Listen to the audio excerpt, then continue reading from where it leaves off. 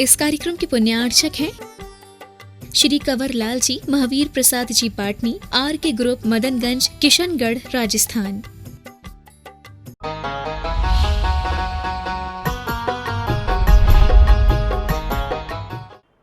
समझ आ रहा है? हाँ, पंडितों की बातें पढ़ोगे तो पंडित कहेगा नहीं, पहले सम्यक दर्शन कर लो। अब तुम समझ लो, तुम्हें मुनि पे श्रद्धा है कि पंडित पे श्रद्धा है। अगर तुम्हें गुरु पे श्रद्धा हो, निर्ग्रंथ गुरु पर, तो तुम ये बात सही नहीं मानना कि पहले सम्यक दर्शन कर लो। बोले सम्यक दर्शन करना क्या होता है? हो गया वो तो जिंदगी से हम यही श्रद्धान करते आ रहे हैं। अब उस श्रद्धान की कोई परीक्षा तो दे लें, थोड़ा व्रत तो पालन कर लें। अगर गुरु का श्रद्धान है तो व्रत की ओर अपना झुकाव लाओ, इसमें आपको कोई हानि नहीं होगी। समझ आ रहा है? और जो आपसे ये कहे कि इसमें नुकसान है, हानि है, समझ आ रहा है, वो समझना कि मोक्ष मार्ग का विनाशक है, वो प्रकाशक नहीं है। क्या है? मोक्ष मार्ग का विनाशक है। हाँ, समझ में आ रहा है? क्या समझ लिया फिर आपने? मिथ्या दृष्टि जीव का पहला गुण स्थान होता है, समझ आ रहा है, और सम्यक दृष्टि जीव का चौथा गुण स्थान होता है। एक छोटी सी चीज आपको है ना और जानने की योग्य है कि मिथ्यात्व के साथ जो कर्म बनते हैं वो कर्म सम्यक दृष्टि जीव को नहीं बनते, है ना। सिद्धांत की दृष्टि से हम देखें तो मिथ्यात्व गुण स्थान में 16 प्रकृतियों की बंध विच्छुत्ति हो जाती है। बंध विच्छुत्ति क्या होता है? जिसका बंध केवल मिथ्यात्व गुण स्थान तक ही हो। यूं नहीं समझना कि जो 16 प्रकृतियां हम कभी आपको बताएं या कभी आपको सुनने को मिलें, वो 16 प्रकृतियां केवल मिथ्या दृष्टि जीव में ही बनेंगी।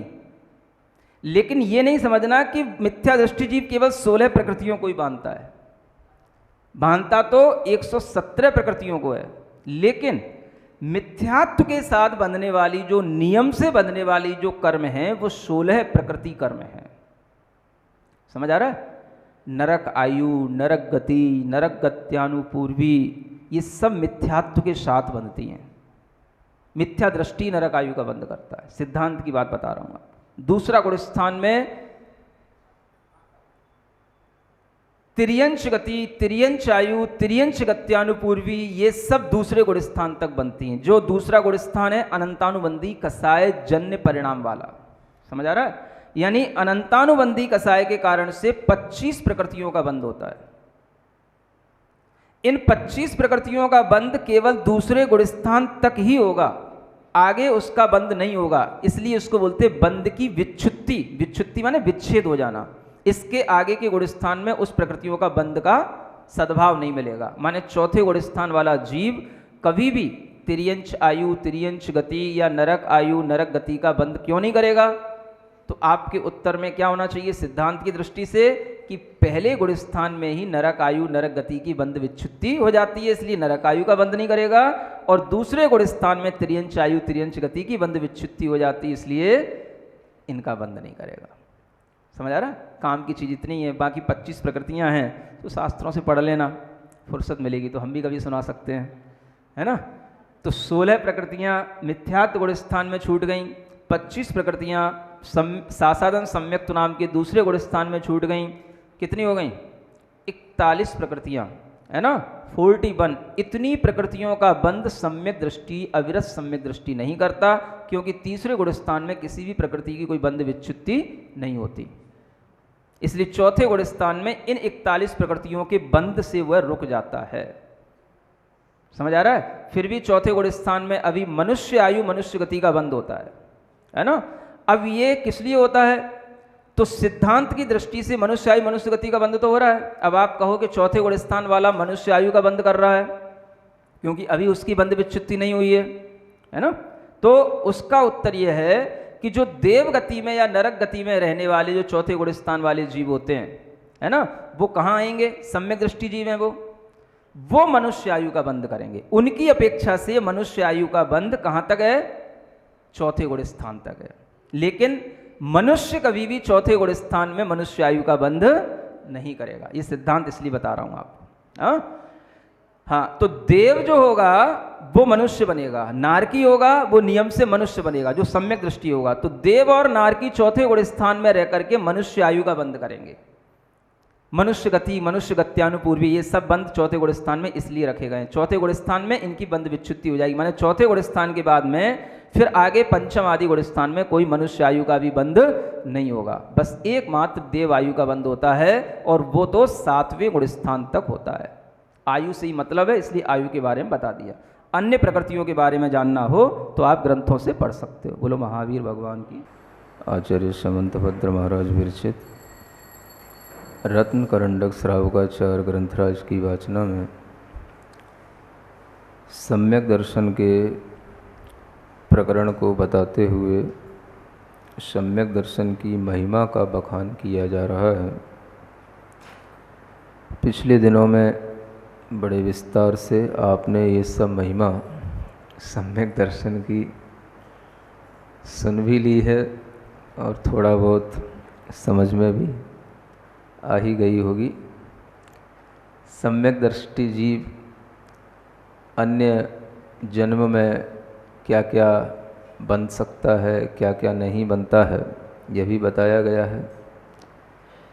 जब वह जीव देवादि पर्याय में होता है तो वहाँ से भी अगर आकर के मनुष्य बनता है तो वह मनुष्य भी विशिष्ट मनुष्य बनता है। यह आगे बताया जाना है। मनुष्य के लिए क्या क्या विशेषताएं होती हैं, ये इस श्लोक में बताई जाएंगी। कल आपको बता रहा था कि सिद्धांत के अनुसार जब किसी जीव को सम्यक्त्व की प्राप्ति होती है तो वह जीव अंतरंग में अनंतानुबंधी कषाय और मिथ्यात्व, इनका या तो उपशमन कर चुका होता है या इनकी क्षयोपशम के साथ सम्यक प्रकृति का उदय होकर के दशा रहती है, या कभी क्षायक सम्यक दर्शन प्राप्त हुआ हो तो वह जीव इन सब प्रकृतियों का क्षय करके क्षायक सम्यक दृष्टि कहलाता है। मूलतः हमें सिद्धांत की दृष्टि से यदि देखना हो तो यही देखने को सिद्धांत की दृष्टि से मिलता है कि जहाँ पर 7 प्रकृतियों का उपशम, क्षयोपशम इत्यादि होगा, वहीं पर वह जीव सम्यक दृष्टि कहलाएगा। यह करणान योग की अपेक्षा से, सिद्धांत की अपेक्षा से यह बात घटित होती है। और उस दृष्टि से यदि हम किसी के सम्यक दर्शन आदि को समझना चाहें तो ये हमारे लिए असंभव होता है। ये करणान योग जो और सिद्धांत की जो दृष्टि है, इस दृष्टि में यदि हम अपने सम्यक दर्शन को भी नहीं समझ पाते, दूसरे के भी भावों को जानना तो और कठिन हो जाता है। ऐसी स्थिति में यदि हम किसी के सम्यक दर्शन आदि कोई भी क्रियाकलापों को देखेंगे तो वह चरणान योग की दृष्टि से ही देख सकते हैं। चरणान योग का मतलब उसका कुछ आचरण उस रूप होना, उसके आचरण में देवशास्त्र गुरु के प्रति या जो भी तथ्य हमें बताए गए हैं उन सब के प्रति किस तरह की श्रद्धा है, किस तरह का यथार्थ ज्ञान है, और वह उस ज्ञान को किस तरह से स्वीकारता है, यह सब चीज़ें उसके आचरण में अगर देखने को मिलती हैं तो हम उसे चरणान योग की अपेक्षा से ही सम्यक दृष्टि या कोई व्रति, संयमी इत्यादि कह पाते हैं। वस्तुतः यह बात हमें ध्यान में हमेशा रखना चाहिए कि अंतरंग में कर्मों के क्षय क्षयोपशम से होने वाली जो परिणतियाँ हैं, वो चाहे सम्यक दर्शन को प्राप्त कराने वाली हों, चाहे देश संयम के लिए हों, चाहे संयम के लिए हों, वो परिणतियाँ हमारे ग्रहण करने में नहीं आ पाती, समझने में नहीं आ पाती। जो भी हमें क्रियाएं दिखाई देंगी, किसी भी व्यक्ति के मन वचन काय संबंधी विचारों से ही हमें उसका पता पड़ता है, और वह चरणान योग की पद्धति से ही जाना जाता है। तो एक करणान योग है और एक चरणान योग है। ये दो पद्धतियां ही हमें व्यवहार और भीतरी सैद्धांतिक इन दोनों दृष्टिकोणों का परिचय कराती हैं।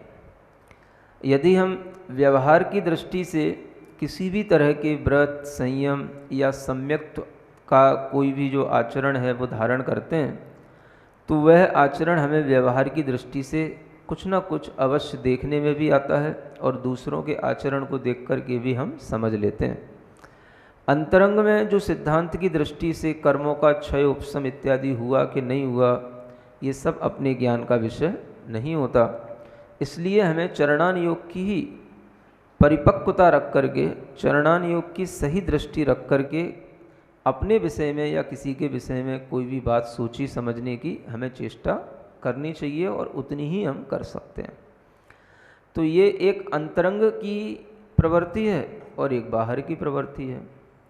अंतरंग आत्मा में कर्मों के उपशम, क्षय उपशम इत्यादि से होने वाली प्रवृत्ति वो हमारे ज्ञान का विषय नहीं, तो हम उसके विषय में सिर्फ सिद्धांत से जानेंगे। सिर्फ सिद्धांत से हमें यह ज्ञान हो जाएगा कि सिद्धांत से ऐसा होने पर ही ऐसा होता है। ये हमारे लिए सिद्धांत की बात हो गई। और इस सिद्धांत को अगर हम चरणान योग के माध्यम से देखेंगे तो वह हमारा एक व्यवहार ही होगा और वह केवल हमारा एक स्थूल ज्ञान ही होगा, वह हमारा एक अनुमान ही होगा। और उस अनुमान के आधार पर हम जो भी चलेंगे उसमें भी हमें किसी भी प्रकार की कोई हानि नहीं होगी।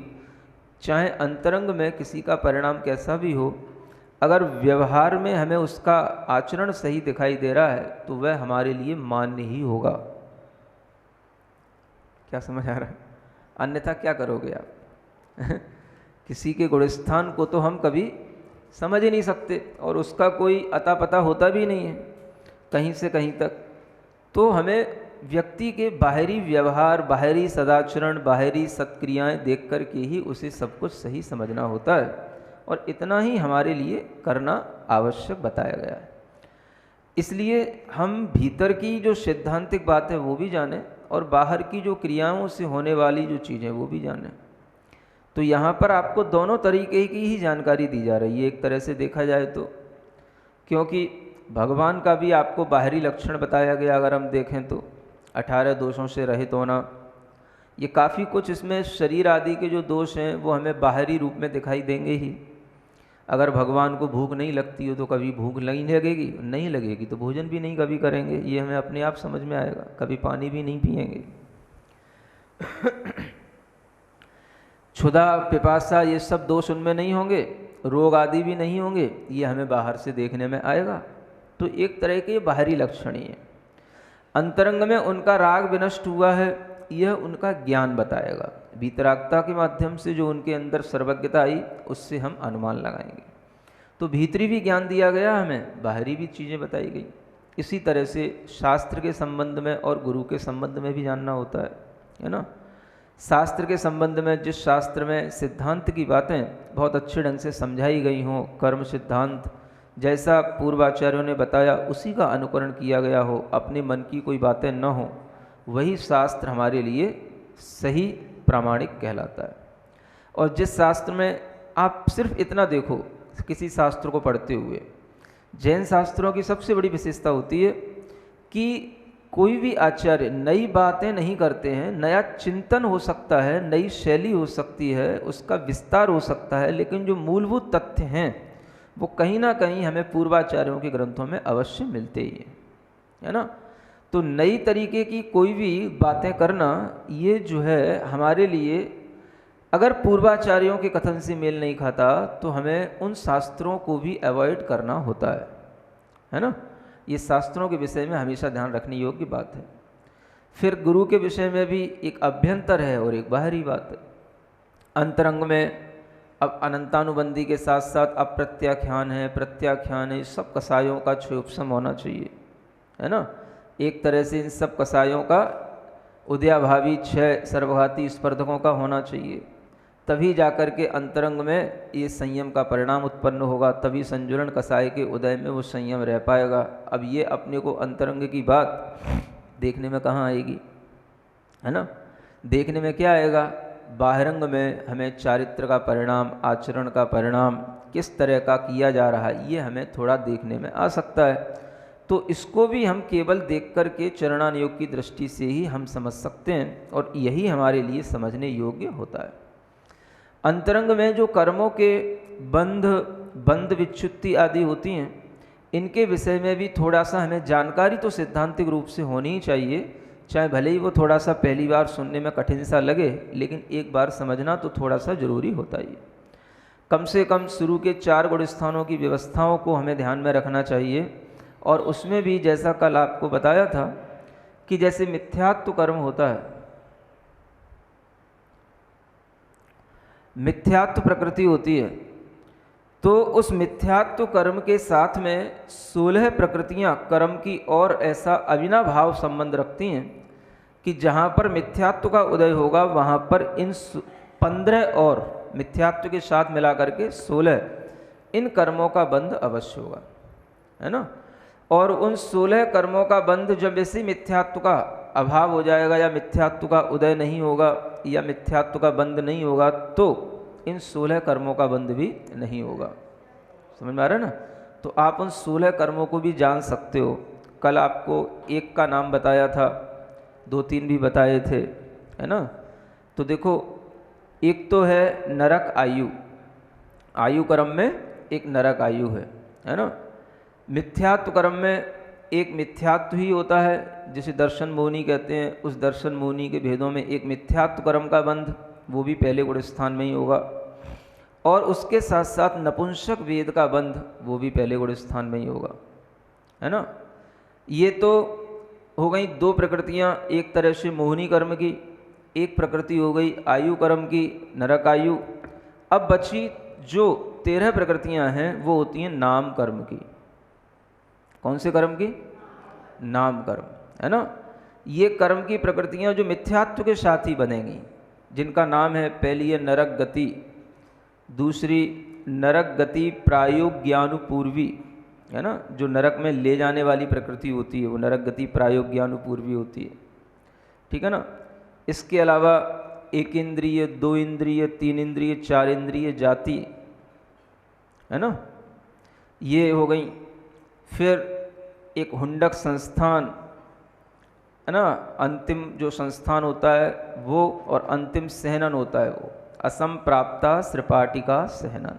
ये इसी के साथ एक इंद्रिय के साथ संबंध रखने वाली और भी नाम कर्म की प्रकृतियाँ होती हैं, जैसे स्थावर नाम कर्म, साधारण नाम कर्म, सूक्ष्म नाम कर्म, है ना, अपर्याप्त नाम कर्म और आतप नाम कर्म। ये सब मिलाकर के कितने हो गए, है ना। पूरी ये नाम कर्म की 13 प्रकृतियाँ हो जाती हैं, और 3 वो मिला लो तो 16 प्रकृतियों का बंध पहले मिथ्यात्व गुण स्थान में होता है। समझ आ रहा है सिद्धांत से। यानी ये 16 प्रकृतियाँ मिथ्यात्व की ही चेरी हैं। चेरी जानते हो, चेली, हाँ, जब तक मिथ्यात्व है तो ये 16 प्रकृतियाँ मिथ्यात्व के साथ बनेंगी। समझ आ रहा है। मिथ्यात्व अगर छूट गया तो इन प्रकृतियों का बंध नहीं होगा, ये कर्म का बंध केवल मिथ्यात्व के साथ ही होगा, ऐसा इनका ये संबंध है।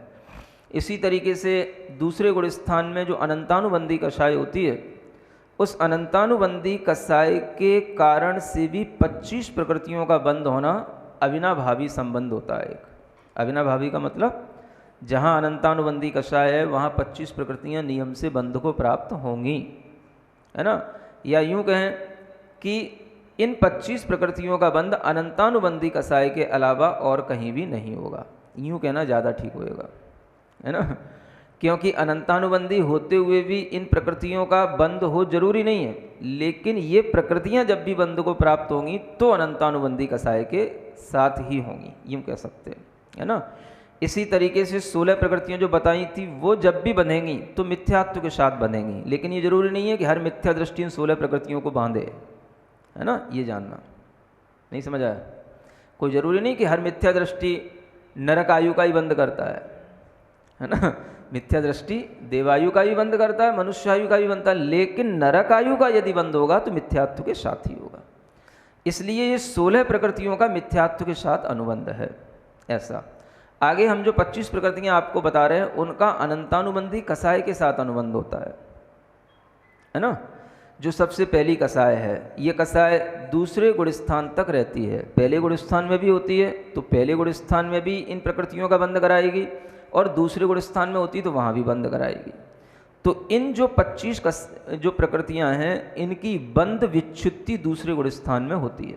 इसका अर्थ क्या हो गया कि इनका बंध पहले गुण स्थान में भी होगा, दूसरे में भी होगा, लेकिन दूसरे में बंध विच्छुत्ति हो गई तो दूसरे तक ही इनका बंध होएगा, इसके आगे इनका बंध नहीं होगा। ये बंध विच्छुत्ति कहलाती है, बंध का छूट जाना। विच्छुत्ति माने छूट जाना। तो किन प्रकृतियों का बंध कहाँ तक होता है, किस गुण स्थान तक होता है, वहीं होने के बाद में छूट जाता है, उसको हम बोलते हैं बंध विच्छुत्ति। समझ आ रहा है? तो बंध के योग्य तो प्रकृतियां बहुत सारी हैं, जैसे 120 प्रकृतियां होती है बंध के योग्य, उनमें से मिथ्यात्व में 117 प्रकृतियां ही बंध के योग्य होती हैं। 117 प्रकृतियों का बंध होता है मिथ्यात्व में, तो उसमें सब आ जाएंगी, देव आयु वगैरह सब आ जाएगा। लेकिन जैसे ही पहले गुण स्थान से वह जीव अन्य गुण स्थान को प्राप्त होएगा तो ये 16 प्रकृतियां छूट जाएंगी, इन 16 का बंध नहीं होगा, ये समझना। आगे बात समझ में आ रही है? अब इससे ज़्यादा भी क्या समझाया जाएगा है ना। फिर ऐसे ही दूसरे गुण स्थान में 25 प्रकृतियों का बंध होता है ना। तो उसमें बंध विच्छुत्ति हो जाती, यूँ समझ लो, यानी दूसरे गुण स्थान तक इन 25 प्रकृतियों का सद्भाव रहेगा, बंध रहेगा, उसके आगे इनका बंध नहीं होगा। वो 25 प्रकृतियों के भी आप नाम गिन सकते हो, गिन लोगे? सहायता करना गिनाने में, है ना।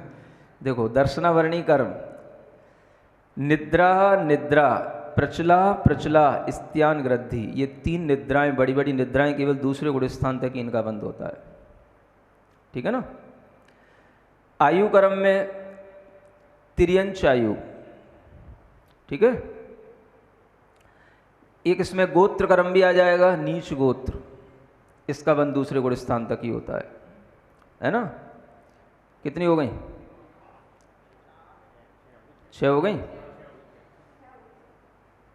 आयु कर्म, एक गोत्र कर्म और 3 निद्राएं, 5 ही तो हुई।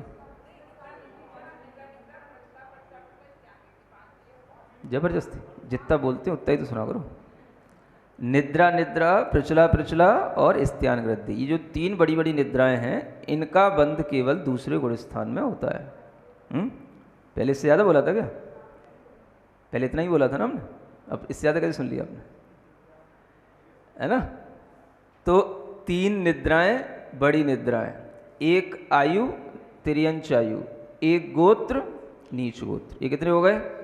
5। अब बाकी जो 15 प्रकृतियां हैं ये नाम कर्म की होती हैं, है ना। इन नाम कर्म की प्रकृतियों में तिर्यंच गति, तिर्यंच गत्यानुपूर्वी, एक उद्योत नाम कर्म होता है, ये भी इसके साथ में लेना। उसके आगे दुर्भग, दुस्वर, अनादेय, है ना, 3 ये लेना, 3 3 6, है ना।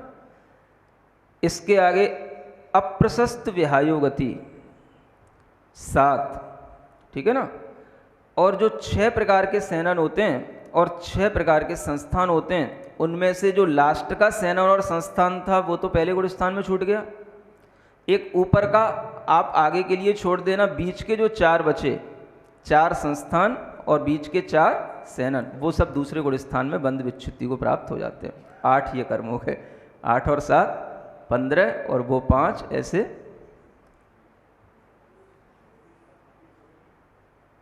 क्या हुआ? 20 हुए, 25 करने थे अपने को।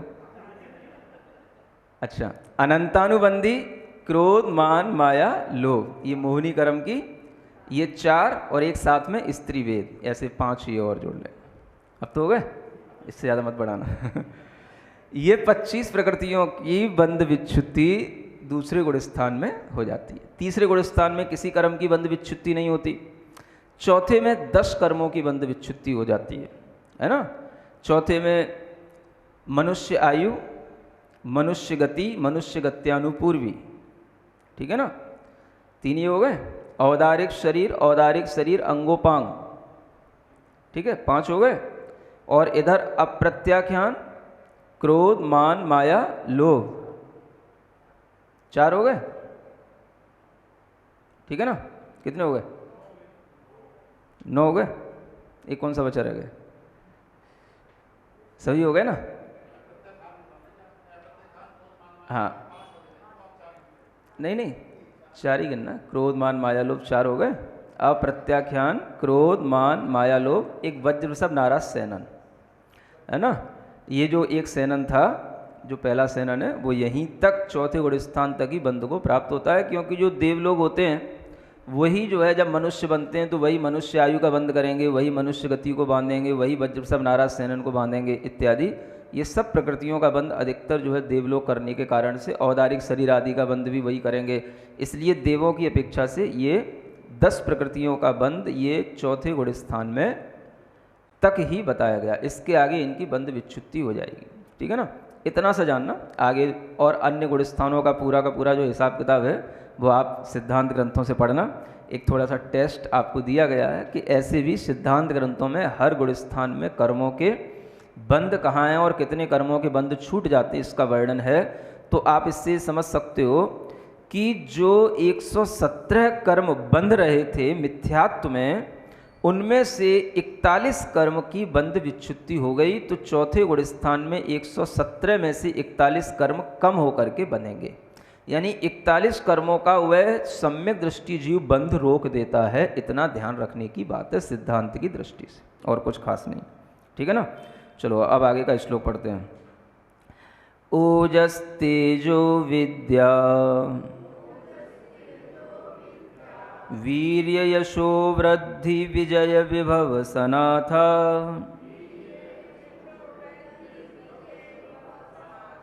महाकुला महार्था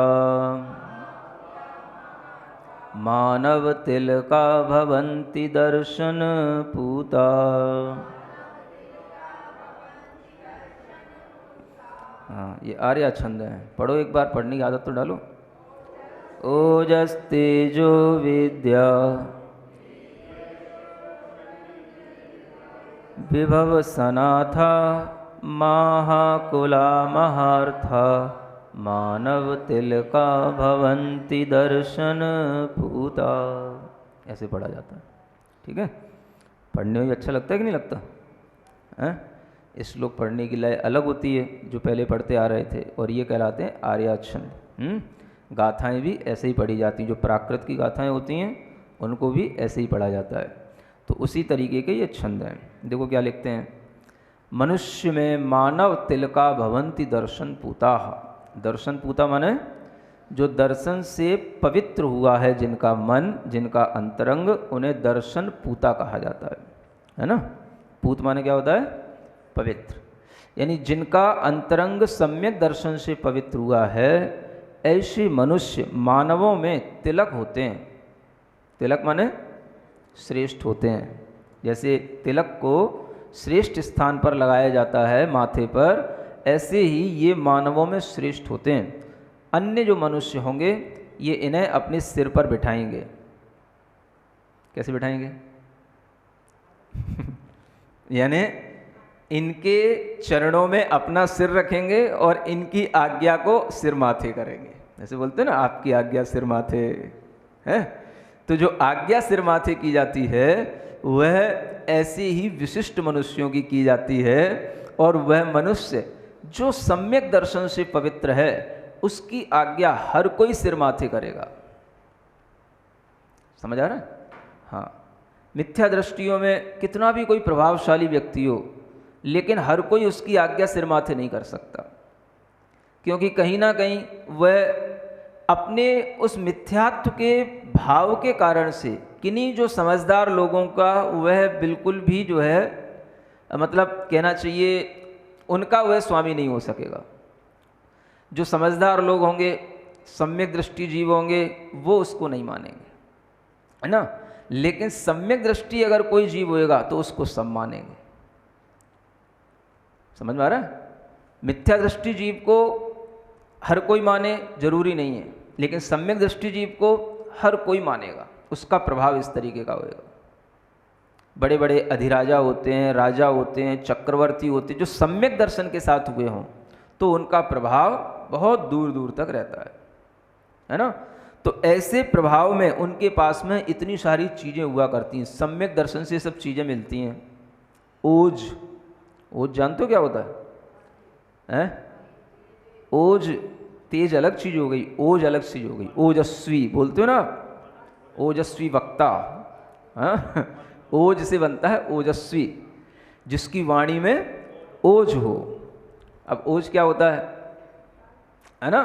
मतलब मरी मराई सी वाणी ना हो, थोड़ा उत्साह पैदा करने वाली वाणी हो जिसकी है ना, उसे बोलते हैं ओजस्वी।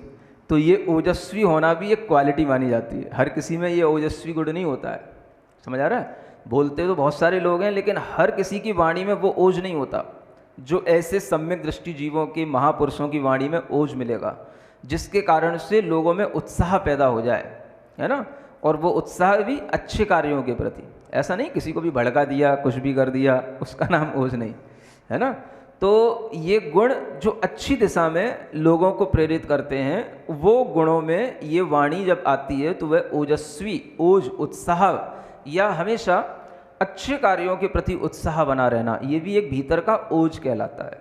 वाणी से ही संबंध नहीं है, ये हमारे भीतर के उत्साह से संबंध रखता है। ओजस्वी जो व्यक्ति होगा उसका हमेशा अच्छे कार्यों के प्रति उत्साह रहेगा, समझ आ रहा है?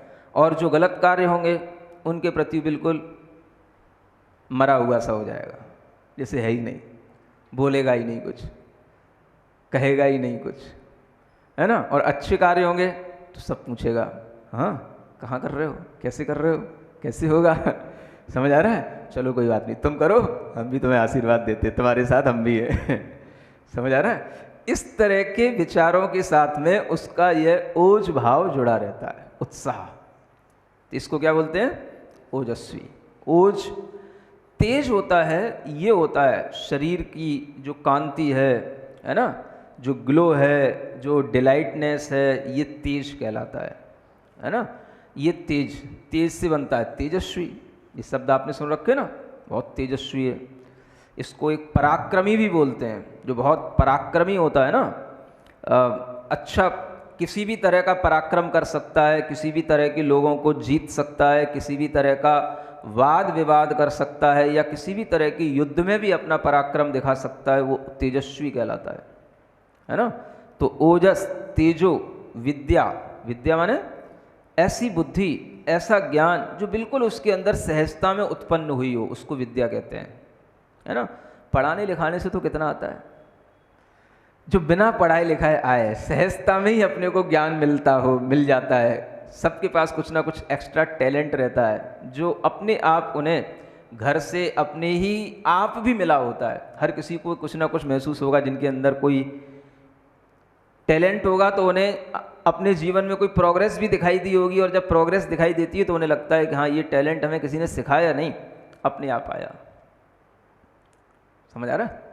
अपने आप बहुत सारा इच्छा से भी काम हो जाता है, अपने आप उस तरह की बुद्धि काम करने लग जाती है, उसको बोलते हैं सहज बुद्धि, है ना। तो इसी को विद्या के रूप में यहाँ कहा जाता है। और ये चीज़ ऐसी होती है, अगर आपका अपना टैलेंट होगा तो उसको कोई नकल नहीं कर पाएगा, और करेगा भी तो सफल नहीं होएगा। समझ आ रहा है? हाँ, कुछ ऐसे जो लोग एक्स्ट्रा जो बढ़िया काम करते हैं, कुछ अच्छा हुनर रखते हैं और जो काम वही कर सकते हैं, तो वो उन्हीं के लिए वो चीज़ मिलती है ना। ऐसी बुद्धि को यहाँ पर विद्या कहा गया है।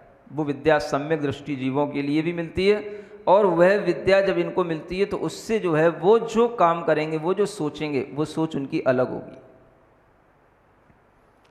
आप देखते होंगे कि इसका प्रभाव हमें सभी में दिखाई देता है। कई बार हमें इस तरह के पराक्रम, जैसे तमाम तरह के जो अच्छी स्वतंत्रता में शामिल होने वाले लोग हुए हैं, है ना, तेज उनमें भी दिखाई देता है। तो ये चीज़ें हमें अगर शास्त्र की दृष्टि से देखें तो भले ही वो मिथ्या दृष्टि है, लेकिन वो क्वालिटी उनमें भी दिखाई देती है ना। लेकिन ये जो क्वालिटी इधर सम्यक दृष्टि जीव की होगी, तो वह केवल उतनी नहीं होगी कि वो युद्ध कर लिया तो मर गए, युद्ध में ही पराक्रम दिखा दिया। युद्ध में भी वो धर्म के साथ रहेगा, युद्ध के साथ भी अगर जीतेगा तो सब लोगों के अंदर धर्म की प्रभावना करेगा। ये सम्यक दृष्टि का ये भाव आ जाता है। नहीं समझ आ रहा?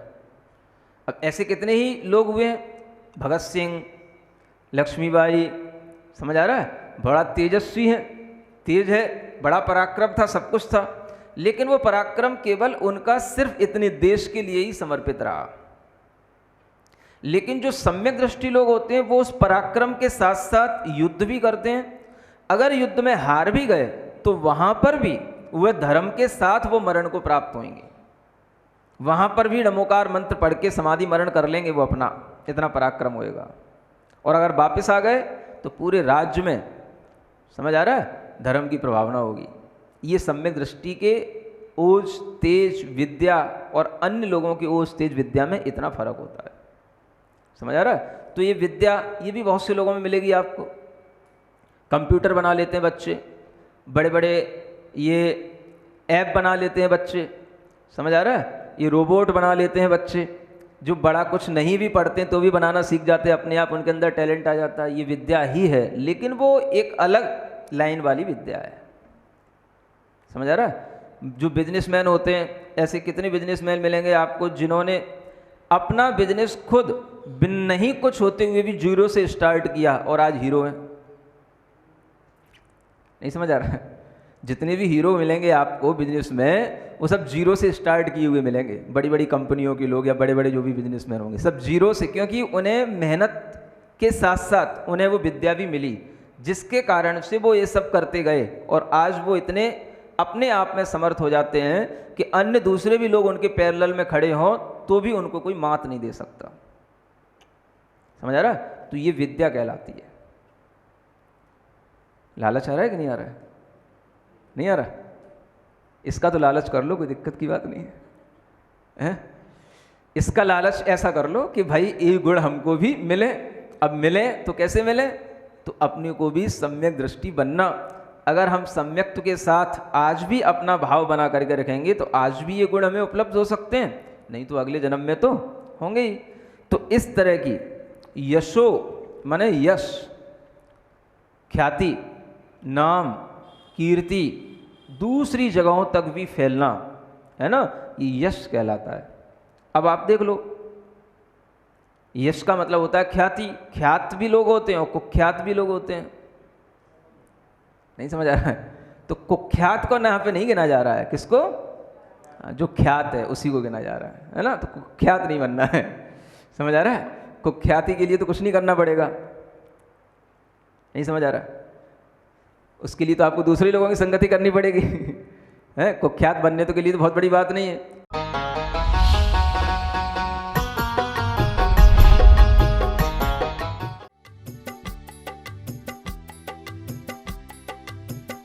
इस कार्यक्रम के पुण्यार्चक थे श्री कंवर लाल जी, महावीर प्रसाद जी पाटनी, आर के ग्रुप, मदनगंज, किशनगढ़, राजस्थान।